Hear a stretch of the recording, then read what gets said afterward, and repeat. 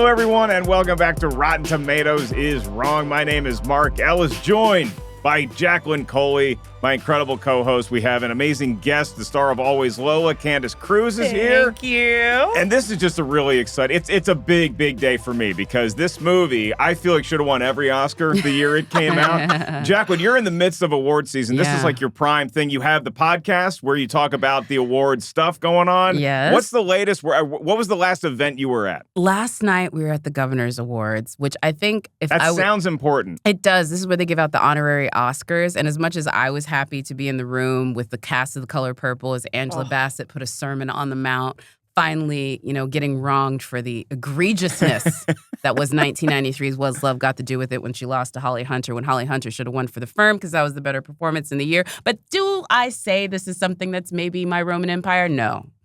What was great for me...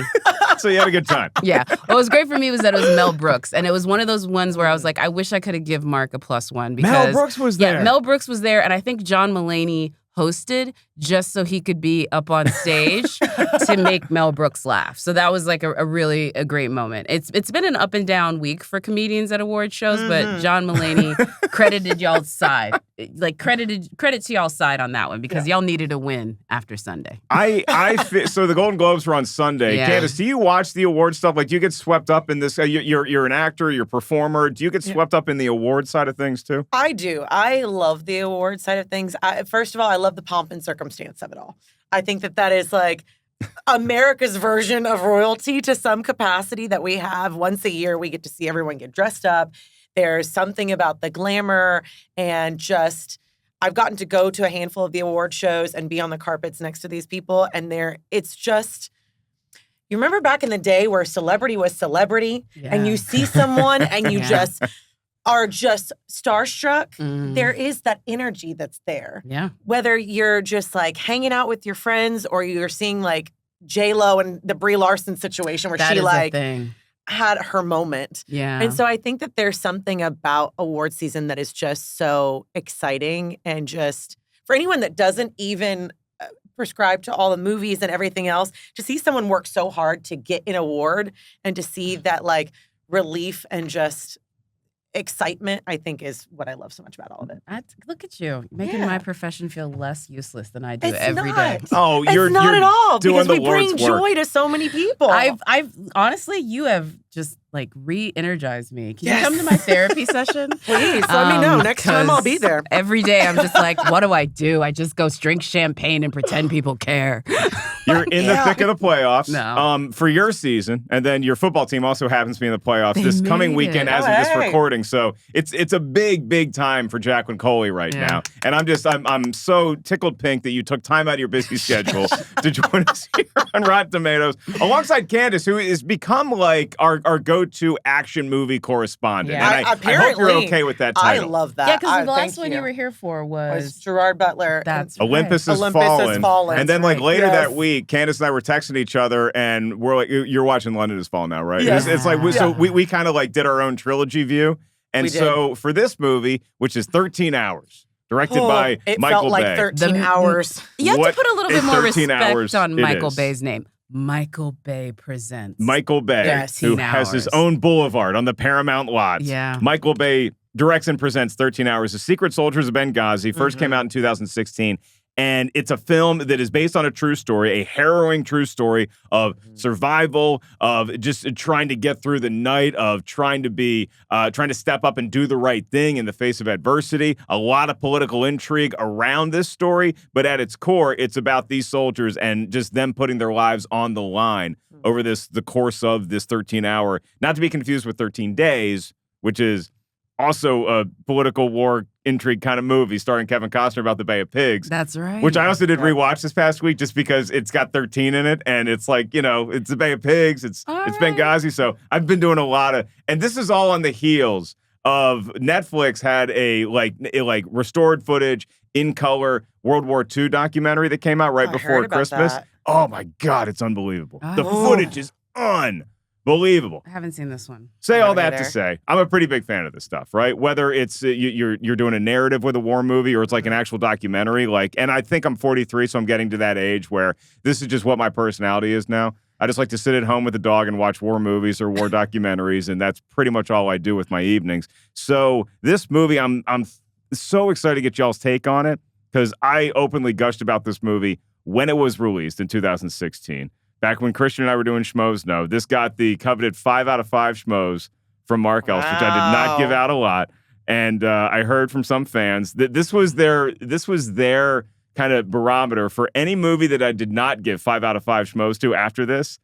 Like the fans would comment on YouTube and say like, oh, well, it's not as good as 13 Hours. I'm like, you can't do that. Like it's, They can though. And this is your Roman Empire. This is it. Yeah. Like you have to think about this anytime you love a movie. Is it as good as 13 Hours?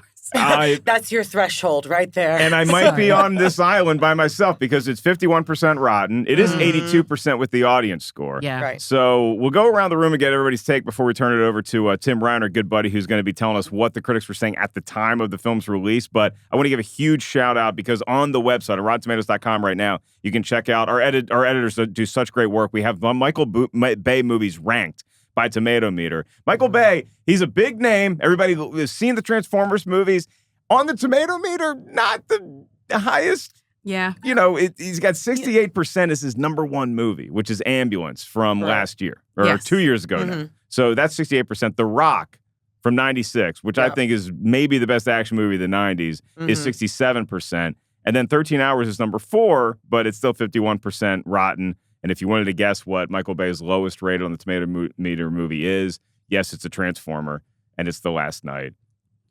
Deservedly so. But how many billions? 16%. Like, do we know how many billions Michael Bay has? Brian, look that up. Because I would tell you that tens and tens. I don't think I care about the Tomatometer score when you literally have the GDP of a small economy worth of box office receipts. And people, Candice, you don't hate the Transformers movies, right? No. You're in on those? I love those. Okay. I mean, granted, if we're talking about like substance of them, that's a whole nother conversation. Right. But the OG Transformers, Shia LaBeouf and Megan Fox, like, come on. Definitely. Like, at least give the first one its, like, award to that.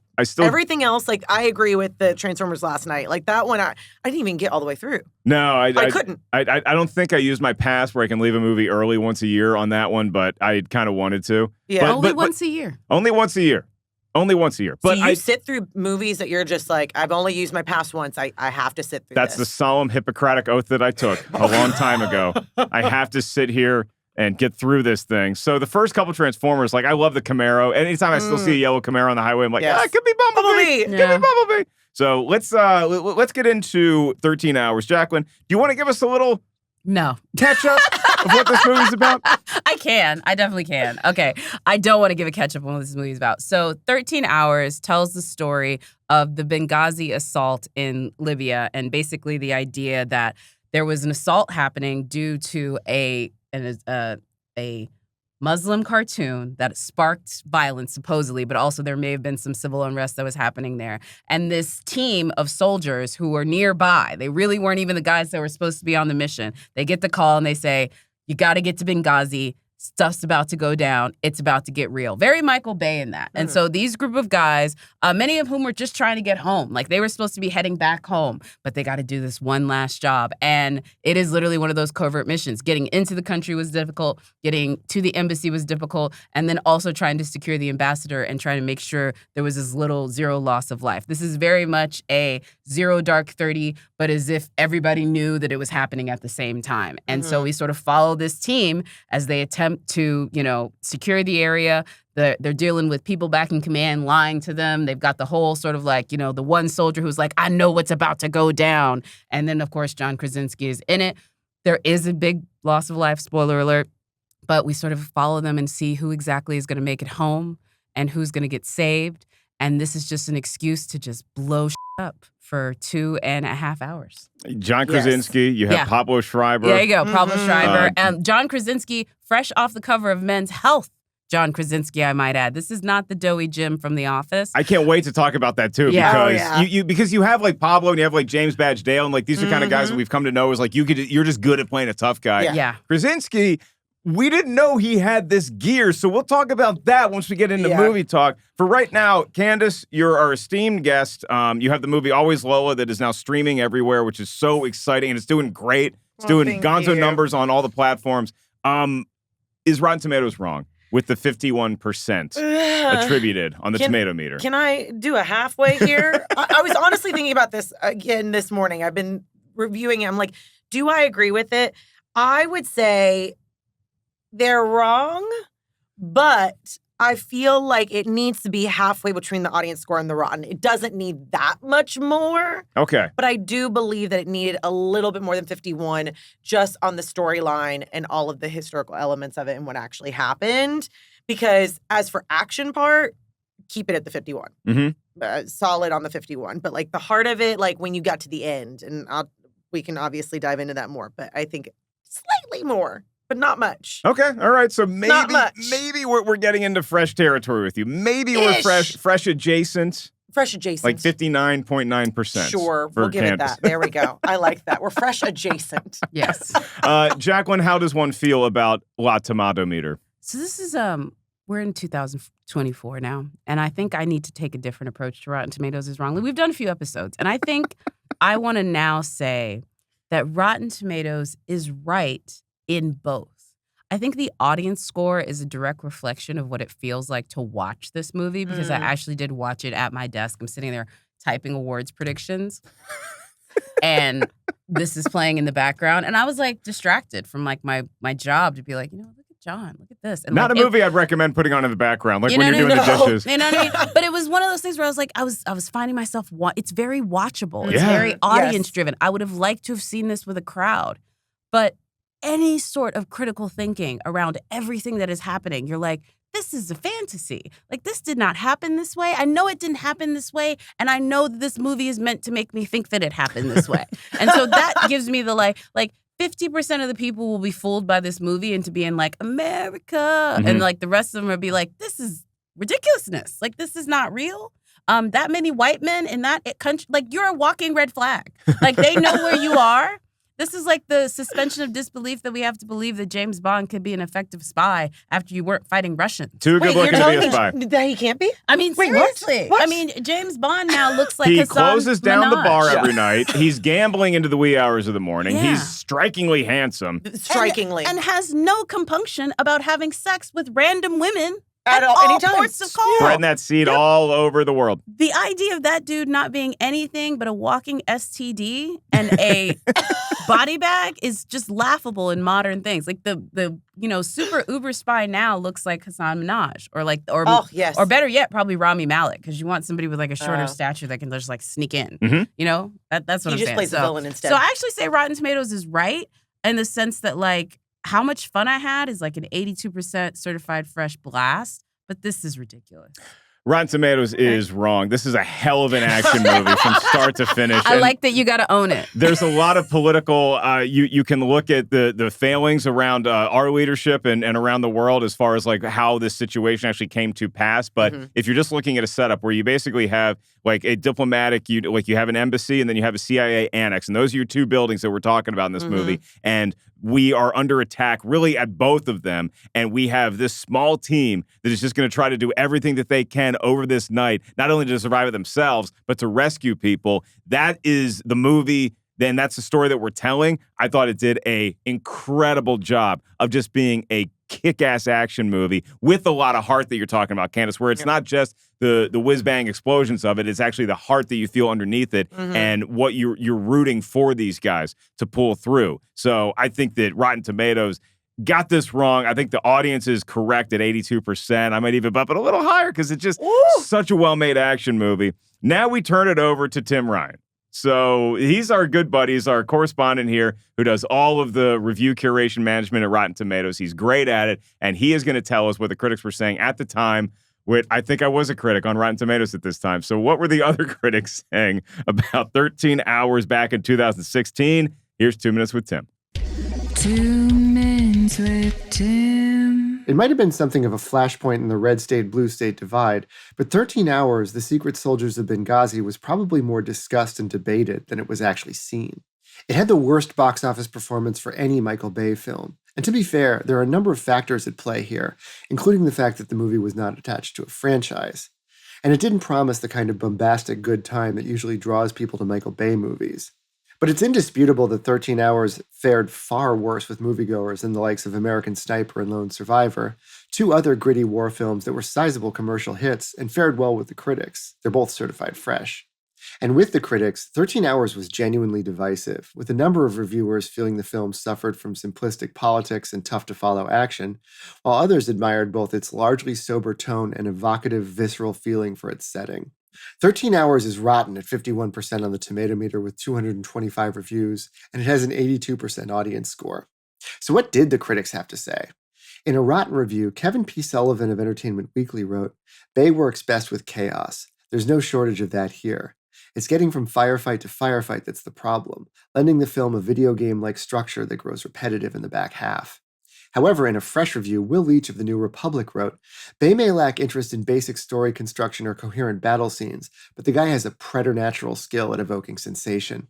The Rotten Tomatoes critics' consensus reads, 13 Hours, The Secret Soldiers of Benghazi is a comparatively mature and restrained effort from Michael Bay, albeit one that can't quite boast the impact its fact-based story deserves. So that's 13 Hours, The Secret Soldiers of Benghazi. Back to you, folks. I love that. I think it was Leach who said preternatural ability to evoke sensation. Yeah. That's what you want from Michael Bay. And look, I think part of my love of this movie is sort of a response to all the Transformers movies where I was like, where was this ability in making me care about human beings in the Transformers franchise? You know, and like all the really intense action scenes where I was feeling everything in here. I just kind of was like shoving popcorn in my face and just watching robots fight each other. They didn't really care about for most of the Transformers movies. So maybe that's it. But now it's time to get into movie talk. Brian, hit the music. We got a lot to discuss here. First and foremost, so I saw this in theaters. Jacqueline, you did not. Definitely did and not. Candice, you did not. I did not. But I did rent it. This was definitely, I was in enough of a red state moment that I did rent this. Yeah. Were you back in Texas when this came out? No, I was like coming and doing the back and forth. But this was a movie that honestly, I think it may have been the fact that people kept giving you crap about it on the Schmodown.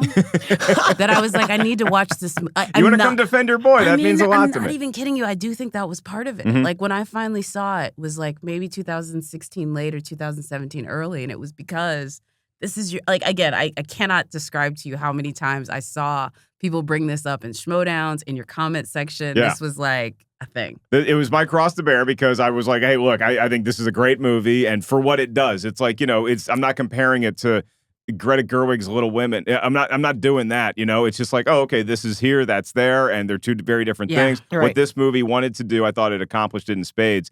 Candice, I guess my question to you, because I got a text from you when you were watching it. Oh, God. And it was all caps. This is so intense. Yeah. When you saw it, now we kind of accept John Krasinski as an action star, right? Yeah. Because he's great in the Jack Ryan show, and he's sort of gotten into that world with like A Quiet Place and stuff like that. But back in 2016, he was still primarily known as Jim from the show The Office, Right. which everybody loves and rewatches ad nauseum. I read that he went from 25% body fat to 8% for Yeah. this role. So this feels like the role where he transformed himself and sort of expanded his horizons. Did it feel like that to you watching the movie, or because you're watching this in 2024 now for the first time, Yeah. you already kind of expected Krasinski to just be that badass? I kind of already expected it. I want to say I love John Krasinski. He's one of my favorite actors because I love rom-coms. I love him. He's just so endearing. And I think I love him and Emily Blunt like in Real World so much. So I always root for him in everything that he does. But I was never an Office fan. I never really watched it. I've seen episodes and things like that. So to me, I only have two versions of John Krasinski in my head. It's rom-com, early 2000s, and action star that he is now. And I didn't even realize that this was his first like venture into the action world. So knowing that, watching it, I was like kind of looking for little bits where I was like, oh, does he know how to do this yet? Yeah. Like, is he good? Like watching from the future and looking back, I had to like watch his little nuances, but I thought he was fantastic. It was so weird seeing this movie in theaters, Jacqueline, because first of all, this was coming on the heels. It came out in January of 2016. So you still have Force Awakens is crushing into the box office, and you have some other like big Christmas time movies that were still making a lot of money, probably over 13 hours. but I'm sitting in the theater, and the two big questions I had at the time were, okay, can we get back to 90s action movie Michael Bay? Can we get back to Bad Boys, The Rock Michael Bay, producer of Con Air kind of stuff, as opposed to the Transformers stuff, which I was just so tired of, and it just felt like it meant nothing to me after a while. So can we get that Michael Bay back? But I think, arguably, Jacqueline, the bigger question was, can John Krasinski pull off an action star? Yeah. And this movie opens, and he's on a plane flying in to this situation, and immediately, just the look on his face, I'm like, whoa. This ain't the cute schlub from The Office who's chasing after Pam. This is a different dude. And then we're immediately into this weird situation on a very narrow street where we're being interrogated. These guys with guns are coming up to the car where Krasinski and his buddy are. And when he just has the gun ready to go, it's like, oh my God, who is this guy? Yeah. Can I also say, too, I was rewatching some of Michael Bay's interviews about this particular movie, and it's so interesting watching it now where he was talking about casting John Krasinski. And he was literally like, I was talking to some of my colleagues, I can't remember who he was talking to specifically, name dropped in there, but he was like, do not cast movie stars in this movie. You're telling a factual story. You want to do it justice. You want to find guys actually match the criteria of who these men really were. Find people that can do that, and you're not watching a movie star. And for me to hear that, and I'm like, but John Krasinski to me is a movie star. Yeah. So in hindsight, that fact that was his like breakthrough to make him into a quote unquote movie star is just really cool. Yeah.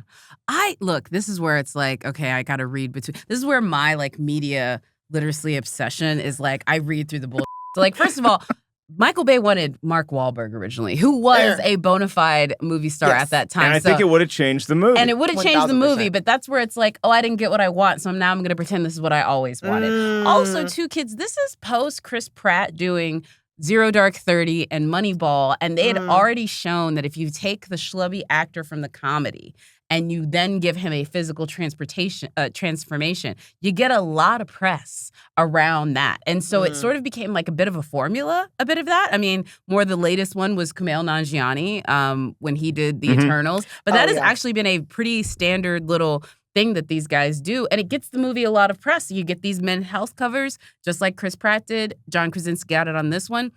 I think what's more interesting about John Krasinski in this is the role that he's playing is a very stark divide. I mean, John Krasinski is a Boston thespian. Him doing a role like this, I think, sort of marries maybe some of what maybe the folks back home would want him to be able to do. Because, like, The Office is a great show. I'm not trying to pretend that wasn't, like, an American. Oh, yeah, you guys see John's new movie? Yes. He's finally got guns. He's finally walking around, beating the crap out of people. That's what we like. And that is a real thing, and I think this movie sort of got into that. I am more interested in how desperately this movie like American Sniper, they wanted to get conservatives to not hate Hollywood. This was the last bastion of them trying to make movies for the red meat state to say to them, this is for you, don't hate us. And 8 years later, everyone is hoping that half of Hollywood is on a list. I'm just saying. I think you would probably look at find where we've come.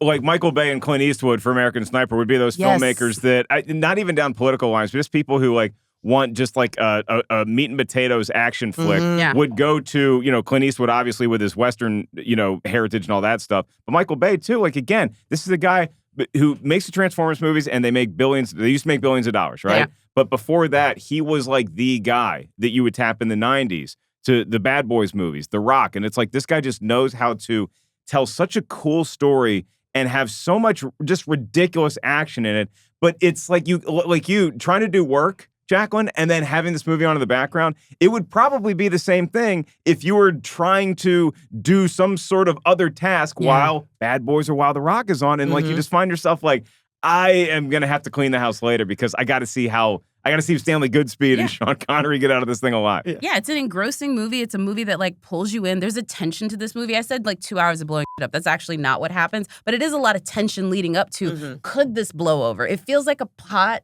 on the bubble of a kettle for pretty much, I would say, 3/4 of this thing. And then it really kicks it into high gear. And that kind of tension over this long of a runtime to really keep that going, it is an accomplishment. I don't want to take anything away from it. But this movie feels like such a movie back from a different time, like of what we would make at that time, but also the types of movies that they would market at that time. And then, too, it was like the way that they did it. Like they wanted to get like politicians to be quotes on the cover. Like the idea of that now is just bizarre to me. Imagine them sending a movie to Ted Cruz. I guess they did with things like Sound of Freedom, but like this is a studio movie. This is not an independent movie. This is part of the like, and again, look evil at Hollywood. the release date of this movie, January 2016, right before it. I'll just say everybody became much more aware of politics in this country later on in that year. And so, Candice, as you're watching this movie for the first time, it's almost an unfair question to ask, like, what scene really stood out to you? Because so much of the movie is,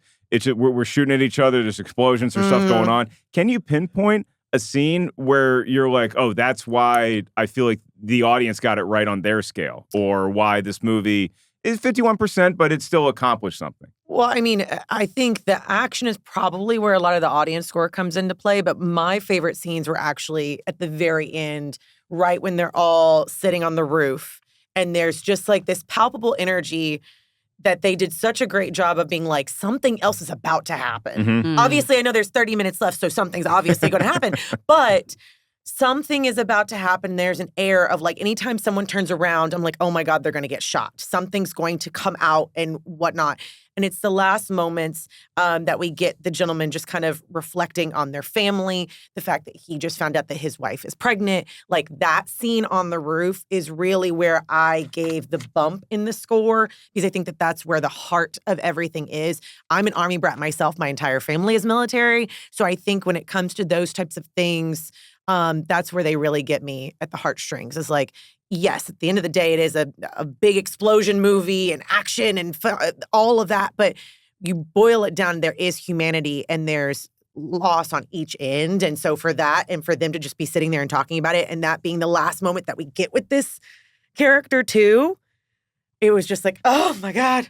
Yeah, and even the moments that humanize these folks for me were early in the movie, where we're on the base. We're at the embassy, we're at the annex, and they're just kind of sitting around and just waiting for something to anything to happen. Really, I mean, these guys, they're working out. They're kind of going through their drills and stuff, and then they're watching Anchorman or whatever's on. But it's like we know that there might be a situation, and now you also find yourself going up against your sort of corporate overlords that you would have in the military system, where you have a chief who's like, just stand down, and now there's real stuff happening. And just to see them clock the security breach possibilities at this new location, when they're looking around the building, they're like, okay, well, you're exposed here, you're exposed here, and a lot of the Libyan forces on the ground were there to defend Americans, and they did a heroic job doing that, which this movie doesn't touch on, I think, enough, and that might be something that I would push back against a little bit with the filmmaker. Right. But if you're watching that, you really feel a sense of, I care about these folks as people. Not just as like them being badass, macho military dudes, but you actually care about their lives. Yeah. And that was something I didn't expect, Jacqueline, from a guy like Michael Bay, who had just for the last 15 years just been throwing robots and Mark Wahlberg drinking Bud Light in our face.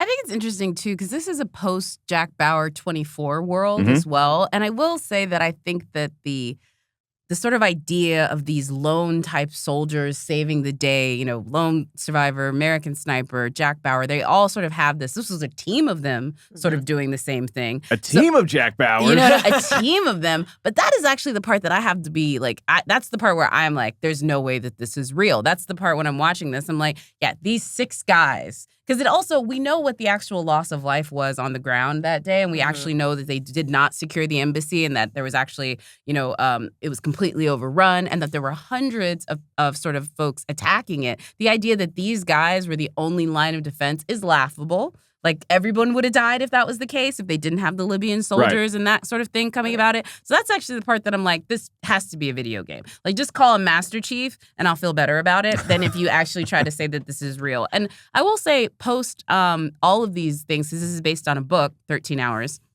just like American Sniper, they've all been sort of like poked holes with as far as like the accuracy and the truth. And there's some things that'll never be determined because somebody on the ground says this and somebody on the ground, Zero Dark 30 is another one. Somebody on the ground says this, somebody else says that.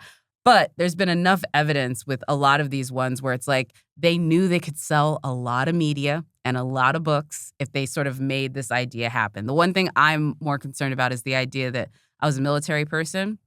The idea that the military would give bad orders is nothing new. That is not something that is whatever. And that's one of the big discrepancies in this movie Yep. is if you're looking at what the truth was, where you have the soldiers who survived said, like, no, we got the stand down order to not go. Yes. Yeah. And we decided to anyway. The chief, who is based on a real life person, Yeah. said, I Mhm. never gave the stand down order. So that That is already, definitely a discrepancy, but this is what's weird about that. I know about chain of command. Mhm. That chief might have never gave him that order. That is absolutely true. But he could absolutely make known what his wishes were without Right. giving that order. And then somebody down the line sure. gives that order. I'm sorry, I've lived on enough military bases to know how that goes. Honestly, I've lived in corporate America long enough to know how that goes. But yeah, no, that is the part where I'm like, you got to read between the lines a little bit. It is the human story. It is the act that they sort of humanize these guys. The fact that, look, guys that have families back home and they're not bad on the eyes. Like all of these things sort of like play and tug with our heartstrings because at a certain point you're looking at which one of these guys is going to make it, Right. Yeah, And that's part of the thing. I mean, this was also around the time when I started getting to do USO tours and like going to the Middle East and like just being on bases and stuff in various parts, some which are, you always feel very safe. They always do a great job making you feel like, I'm not in the newscaster helicopter situation, but Yeah. you're over there and like, you know that these guys and you're relaxed that you're entertaining them at a comedy show, but you know at any time something could happen where it's like now that switch gets flipped. And so to see the way that I think Michael Bay is a guy that I trust intrinsically to show me what it's like when that switch gets flipped, where it's like we're just sitting around doing nothing. We're bored out of our mind. We're watching comedies that make us feel like we're home. And then boom, here now we got to go into battle. And it's like, it's almost like you're so well trained that you're not even thinking consciously about it. It's time to do the cool gun loading thing and make all the noise and just run into whatever firefight you have. I think this movie does such an exceptional job of showing the bravery of people like that. So I'm willing to eschew some of this may have happened that way. This one may have been for the portrayal of that because I think that that's deserved. And Michael Bay said that was his goal. He was making, he wanted to make the veterans, who he said a lot of them worked on a lot of his movie sets and people in like The Grip and sort of behind the scenes and below the line guys. He wanted to give them a movie. And I think that's what this movie does. He turns those guys into the Avengers, which is great. Does not makes it about as realistic, but I get like the earnestness of wanting to do that. Let's also remember every movie with American military portrayed in any way is going to be somewhat positive just based on the fact that the U.S. military does that. And these guys may be criticizing the apparatus of the U.S. military, but in the end, the guys are still heroes, which makes this a recruitment tool. You mentioned the Avengers, and one of the benefits of being an Avenger is that you have your own very unique costume, and you can tell who is who, and everybody looks different. Candice, did you have trouble kind of differentiating? Because other than now the super famous John Krasinski, it's like these guys, like Pablo Schreiber, for instance, was in Den of Thieves, and with our boy Gerard Butler, and he's great in it, and I loved watching that even more because I'd already seen 13 Hours. But like everybody else in this movie, it maybe by design just kind of blends in and feels interchangeable, even though they are based on real human beings with their own stories. Yeah, can I just say, obviously, I hope whoever's listening, this is not a spoiler, but one of the gentlemen that does die, I had to literally check, and I was like, which one died? Like, I hate saying that, but they all looked the exact same, except for two of them. And I had that three was it. of them. I had three of them. I had Tonto. I knew who he was. He was very identifiable, and he was like the comedic like relief in a lot of the movie. They all have that same sort of like sense of humor where they're going to be very sarcastic as they're like shooting people. Yeah. But Pablo, that's Tonto, who plays Tonto. He was like the funny one. He was the funny one where he was like, he would always come in with the one-liners at the end of it all. And for a second, I thought he was the one that went down because they don't really show the face of who's fallen. And I was like, no, he just said that he was protected, and now he's not. They'll say something like, Bravo's down, and I'm like, wait, which one was Bravo? Yeah. So those were the two that I could identify. Outside of that, I had no idea who was who. They didn't do a really good job of us like letting us know whose name was who either. Identifiable. It's like this guy's redhead with this red beard. This guy's the brunette guy with this beard. We never really say their names. So I could identify who David Denman was because he was also in The Office. He was also in The Office. He was also in The Office, and like, no offense, he also looks like the guy that was on his first movie set. Like, he was the guy that did not look comfortable compared to the other. Yeah, he did not look comfortable in any aspect of this portrayal.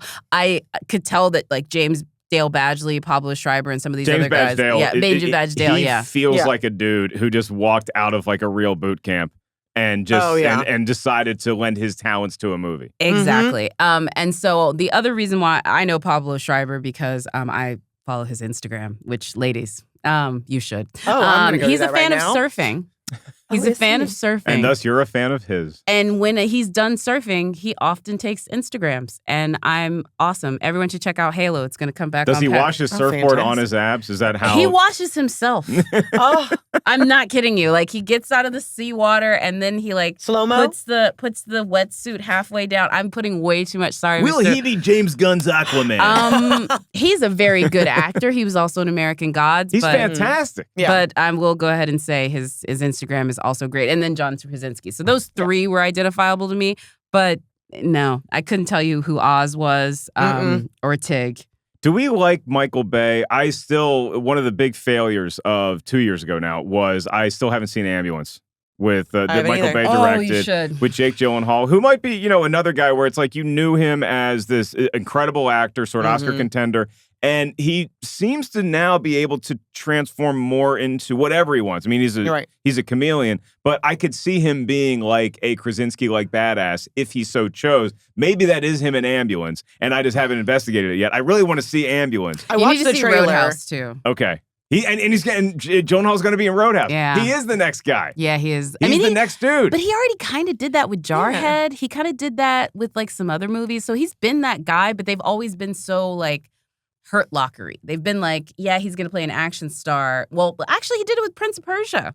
That's one he wants to let people forget. But, he did do that. I did see Prince of Persia, and he was, I can't even say he was good because it's like so miscast, but it's like, he did the job on set, and it was fine. But I feel like Roadhouse is going to be the movie that announces like to the world that we have Jake like a Gyllenhaal. new guy. Yeah. Yeah, because, we're talking about Krasinski making this transition. And Jacqueline, you made a great point where, like in the 80s, when I was a little kid, you had like your Van Dammes and Stallones who were just guys who seemed like they were just carved out of granite from birth, right? Yeah. And they were just these jacked action stars. And then after Die Hard, you started getting like a more normal dudes, just like in whatever situation. You had like Bruce Willis just trying to get out of a building, or Keanu Reeves just trying to stop a bus from exploding.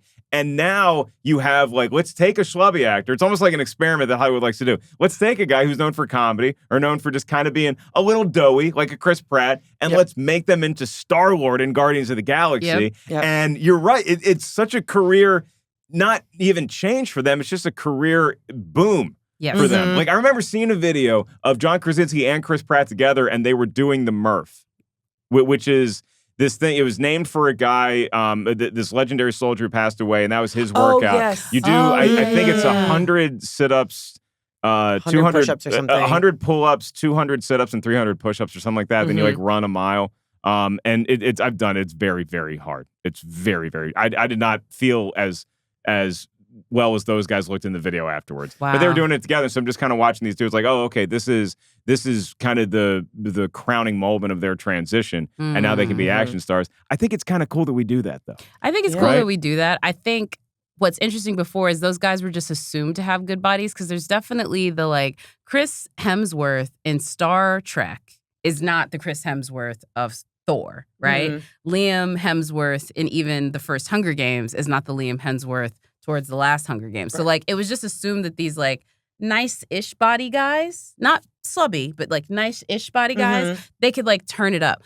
It's now the like spectrum of like, we will literally take an actor who looks like he never lifted anything. Yep. And only eats donuts. And who is strictly known for basically stand-up, like Kumail was. Yeah, exactly. Also, can I go ahead and say, and again, I'm friends with his wife who was also on the podcast, so I'm not saying anything. It's so weird, the backlash he got. The white boys get fit all the time, but never get any backlash. He decides to get fit, and they're literally like, who are you? Like, that's like really like, in retrospect, like... Yeah. I never understood it. I just saw the, before and after, and I was like dear God, I wanted to be like Kumail's dad and order the socks because Kumail's dad ordered like socks made of his son being jacked, and I'm like, I kind of want those socks too. Like, he just looked. It was my favorite thing about Eternals. Absolutely, and like the idea that people would be upset about that. Like, I'm like, what is going on? Like, he got in shape. I think for you as a comedian too, because like, what hope do you have, Mark, if they're gonna like rail against you for getting in shape? Well, that's the thing. Like, again, now we're recording this in early January, and it's just one of those New Year's resolutions everybody has. And like, I just have that thing. I think a lot of other comics have, where I go to the gym a lot, but you're in there. And every so often, you're loading up the weight you're about to try to break your bench press record, your squat record. Yeah. And you have that thought in the back of your head, like, what am I doing this for again? Yeah. Like, I have 2 sets tonight. I'm not going to get drafted. I'm not going in the NBA lottery. Like, what am I doing this Alzheimer's. for? You could be the next. Prevent Alzheimer's. That's literally my main reason for working out. I hate it. I hate every aspect of it. I love working out. You do I so do. Your workout is like this intense boxing kind of thing that you like doing too, I right? do boxing, and then I also work out at campaign training and do like heavy lifting and things like that now. Do you too. really? I do. All right. So Jesus. I've got some good numbers. Candice now. has kindly offered for me to take one of her boxing classes with her. Yes. And I'm like, I need to like do another boxing class for like a month before I step up and listen, enter the Cruz dojo. I will only say I only started doing boxing because majority of the time I go out for movies, or any type of audition, they want me to be like the badass, the bitch. Can I say bitch? I can cuss on this, right? Yeah. The bitch, the whatever. And so I was like, I don't have anger in my life. I'm a very happy, positive person. And so I was like, I need to get more anger in my life. So that's why I chose these workouts, and now I'm just obsessed with them. So I feel very relatable to John Krasinski in this regard. There you go. Because I was the nerd. And now I'm like, you know what? I'm just going to like try and be the superhero. I'm going to see you in a movie. Let's I'm going to be do there it. front row opening night. I'm going to be like, I can't wait to see Candice. She's so good in rom-coms, and she was so good in that coming-of-age movie, Always Lola. I can't wait to, oh my God, look at her. We share a birthday too. So, I mean, John Krasinski and I were one and the same here. You share a birthday? Yes. That's cute. October 20th. Was this John Krasinski pre or post Emily Blunt? Did these abs get him Emily Blunt? This was post, because he talks about he had just had the first baby. Oh, yeah. Yeah, this is first baby movie. I do like that for a those nice little women. thing for an actor to tap into as well, playing this role. Like, Yeah, I have something to live for back home. That is a good one. I also knew that's when he was going to survive. Also, I knew John Krasinski was going to survive because he was top billing. Yes. But when the minute that baby popped up, I was like, yeah, he's making it back because they need that like moment at the end. But I love that for those women. It's like, you loved me at my not this. Yes. Like Rob Thomas's wife, you know, like met him when he was like his heaviest. And then it's like when he gets skinny, it's like, yes, You're we like, still good love job. you. Yes. Yeah, I definitely. Are they our favorite celebrity couple right now, Krasinski and Emily Blunt, or is there another celebrity couple? Another celeb. I really do love Sterling K. Brown and his wife, Michelle. They are like the black Emily Blunt and John Krasinski, but Emily Blunt and John Krasinski are pretty far up there. Yeah. I was at oh God, here we go. So after Make sure you check out Jacqueline's Awards podcast. Thank you, the Awards Tour podcast. But I was at the Universal party post Oppenheimer after the Golden Globes, and I got there early because, I didn't go to the show because whatever. I didn't want to sit through that. But at the end of it, I'm there. And John Krasinski's just there waiting for his wife. And I think that is just like kind of adorable. He's just like sitting there talking to Jack Quaid, who was also not in the room. I just kind of like that because that's not every Hollywood couple. Did you ask Krasinski about Pablo Schreiber? Did you say, No, hey, I should. Can you connect me with this guy? I would ask John Krasinski about so many other things. I would ask him about how many times he's watched The Devil Wears Prada knowing that he has Emily sitting like literally Emily, And the Stanley actress, Tucci and is your Emily, the brother-in-law. character, Right. You sitting get in- both. but I like mean, literally, that is to me.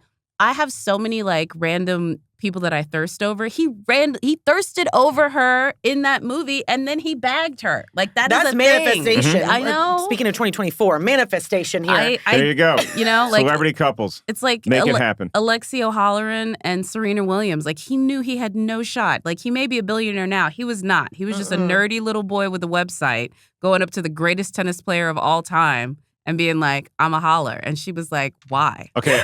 I think overall, this is just a whole podcast about the nerds succeeding.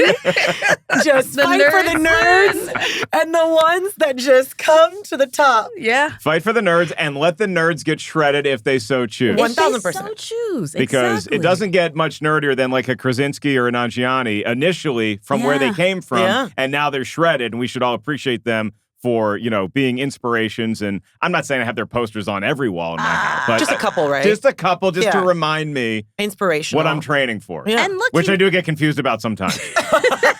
Alzheimer's. I'm telling you, that's the best reason to exercise. There's got to be more to why you wake up at like 6 a.m. to go to these workouts. No, legitimately, Alzheimer's and endorphins, they make you happy. a little bit of dopamine, a little bit of dopamine, but weed is legal in California, so I've got plenty on tap. I was just gonna This is great.